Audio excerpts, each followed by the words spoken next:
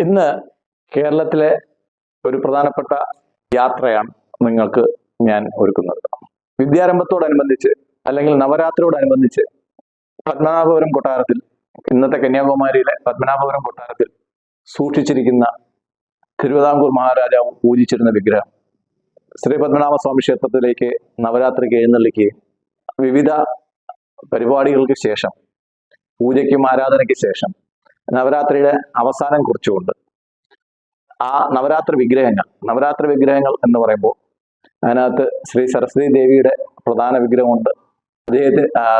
സരസ്വതി ദേവിക്ക് അകമ്പടിയായി എത്തുന്ന കുമാരസ്വാമി എന്ന് പറയുന്ന സുബ്രഹ്മണ്യൻ സ്വാമിയുടെ വിഗ്രഹമുണ്ട്.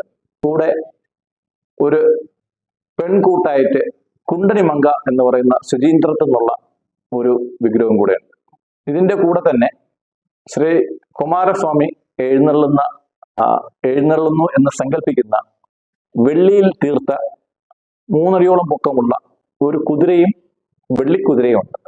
അപ്പൊ ഈ 4 പ്രധാനപ്പെട്ട പ്രധാനപ്പെട്ട മൂർത്തികളാണ് അവിടുന്ന് എഴുന്നള്ളുന്നത്. ശ്രീ സരസ്വതി ദേവി, കുണ്ടനിമങ്ക അല്ലെങ്കിൽ 300 ലങ്ക എന്നും പറയാറുണ്ട്, കുമാരസ്വാമി, അദ്ദേഹത്തിന്റെ വാഹനമായ വെള്ളിക്കുതിര.